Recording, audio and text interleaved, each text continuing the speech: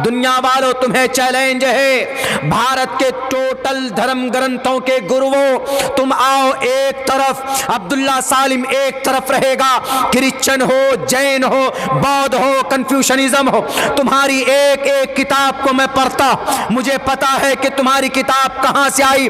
तौरात होगा दुनिया की किसी किताब में नहीं, सिर्फ कुरान करीम में। मेरे भाइयों, किसी भी किताब से पूछ लीजिए, दुनिया की किसी भी किताब से, आए कैसे, कोई भी किताब नहीं बता पाएगी। तौरात बयान नहीं कि ऋग्वेद, यजुर्वेद हो, सामवेद हो, अथर्ववेद हो, रामायण हो, महाभारत हो, हर किताब में कुछ ना कुछ अच्छी चीजें हैं, लेकिन मरने के बाद कोई पुण्य मिलेगा या इस पर अमल करोगे तो क्या सवाब होगा, ये चीजें नहीं बताई गई। लेकिन कुरान करीम में साफ साफ लफ्जों के अंदर कहा गया है कि अगर तुम कोई एक नेकी करते हो तो अल्लाह तबारक व तआला कभी कभी 10 नेकियां अता फरमाता है। अगर तुम नमाज पढ़ोगे तो नमाज तुमको बेहयाई बुरी बातों से रोकती है। इन्नस्सलात तन्हा अनिल फहशाई वल मुनकर, कुरान करीम की 14वें पारे के अंदर अल्लाह तबारक व तआला ने बयान किया है।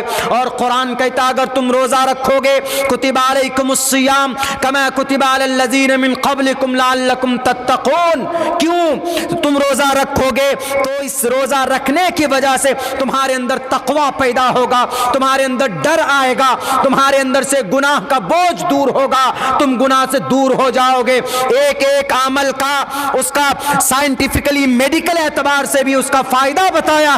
पूछो ऋग्वेद से, यजुर्वेद से, सामवेद से, अथर्ववेद से, रामायण से, महाभारत से, गीता से, पुराण से, शिव पुराण से, गुरु पुराण से, भगवत पुराण से, अवस्था से, दसातीर से, इन किताबों से पूछिए कि कोई अच्छा अमल करे तो दुनिया में उसका उस अमल का रिएक्शन क्या होगा या उसका मुनाफा क्या होगा।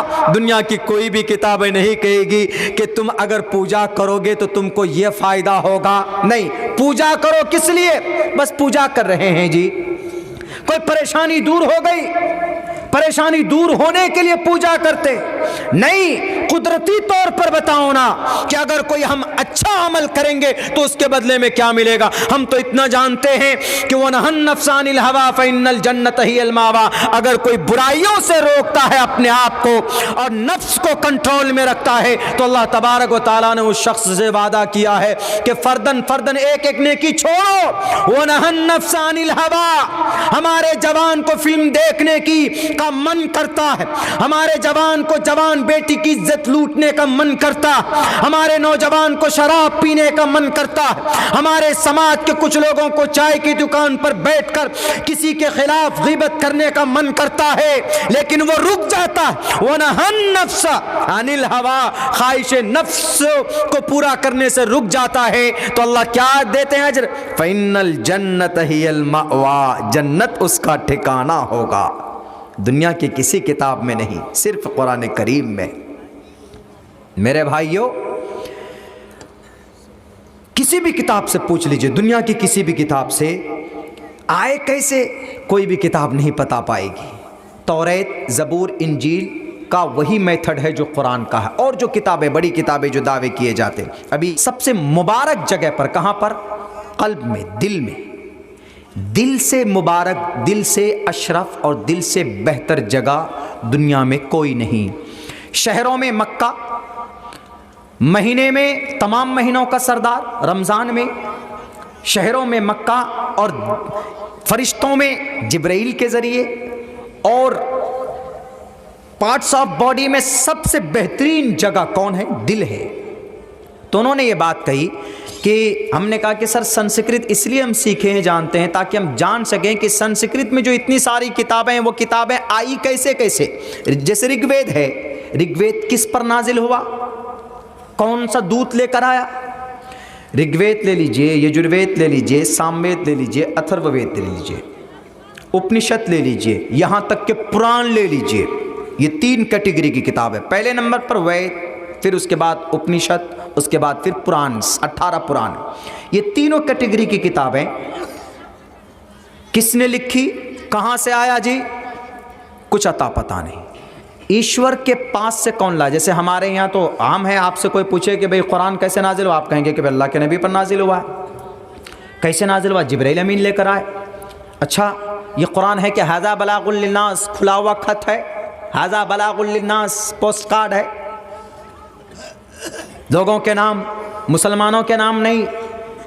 मोहन भागवत को हमने यही बात कही थी, हमने कहा कि sir this is not for मुस्लिम।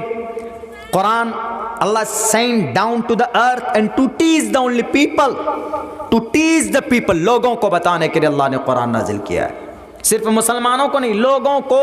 बलागुल लिन्नास, हादा बलागुल लिन्नास, शहरु रमज़ान अल्लज़ी उन्ज़िल फ़ीहिल क़ुरआन हुदल लिन्नास, सबके लिए। कोई भी बता देगा कितने दिनों में नाजिल हुआ जी, कुछ सालों मक्का में नाजिल हुआ, कुछ मदीना में नाजिल हुआ ये कुरान, सब बड़ी आसानी से बता देंगे। लेकिन पूछ लो कि वैद कहाँ से नाजिल, कब कौन लेकर आया, नहीं बताएगा कोई। अच्छा, नबी कौन सा है बता दो जिस पर अवतरित हुआ, जी पता नहीं उस नबी का क्या नाम। वो दूत कौन सा है, फरिश्ता कौन है जो लेकर ज़मीन पर आया, नहीं बता पाएगा। आखिर है कौन इसका रचना। अच्छा, ये कुरान है किसका, आप तो बोल दोगे कि अल्लाह का कलाम है, चूँकि अल्लाह ने कुरान में बयान किया, व इन्नहु लतंज़ीलु रब्बिल आलमीन, मेरी तरफ से है। वेदों के बारे में पूछो कि वेद किसका कलाम है, इतना तो कहा जाता है कि ईश्वर का ईशवाणी है, ईश्वर का ईशवाणी। ईशवाणी, आकाशवाणी बोलते हैं ना हम लोग, पहले ज़माने में आकाशवाणी होता था, रेडियो में ख़बर सुनते थे तो उसमें क्या बोला जाता था एफएम में, ये कलकत्ता का आकाशवाणी है। किनके लिए? कलियाछक वालों के लिए। कलकत्ता का आकाशवाणी, आकाश मीन्स आसमान, वाणी मीन्स आवाज़, आकाशवाणी आसमान की आवाज़, यानी वो आवाज़ आसमान के तरफ से होके आती थी। ऐसे यहां ईशवाणी, ईश्वर की आवाज, ईशवाणी है, इतना तो पता है वेद ईशवाणी है, लेकिन ये ईशवाणी आसमान से, ईश्वर से ये जमीन पर लाया कौन? कुरान के बारे में तो पता है, जिब्राइल लाए, तौरेत कौन लाया? जिब्राइल ही लाए। जितनी भी अंबिया को किताबें सहीफे दी गए जिब्राइल लाते थे, अल्लाह की वही। लेकिन ऋग्वेद कौन लाया? उस उस दूत का नाम क्या, नहीं मालूम। अच्छा, यजुर्वेद ऋग्वेद से छांट कर बनाए जी, सामवेद उसी से छांट कर बनाए, है तो ईशवाणी। तो बताइए कौन लाने वाला? गड़बड़ी यहीं पर हो जाती। हमारे कुरान में गड़बड़ी हो सकती? बिल्कुल नहीं हो सकती, बिल्कुल भी नहीं हो सकती जी। कुरान किसका कलाम? अल्लाह का। व इन्नहु लतंज़ीलु रब्बिल आलमीन, आया कौन लेकर जमीन पर? नज़र बिर रूहुल अमीन, जिब्राइल अमीन लेकर आए। किस लिए लेकर आए? इंसानों की हिदायत के लिए, हुदल लिन्नास। अच्छा, इंसानों की हिदायत के लिए लेके आए। अच्छा, कहां पर लेकर आए जी, पहले बताओ? मक्का में लेके आए कि मदीना में लेके आए? मक्का मदीना बाद में, पहले नज़ल अला क़ल्बिक, मोहम्मदुर रसूलुल्लाह के दिल में, दिल पर लेकर आए। पहाड़ों में क्यों नहीं लेकर आए? क्योंकि पहाड़ों में हिम्मत नहीं थी कि कुरान करीम के नाजिल होने और उनके बोझ को बर्दाश्त कर पाए।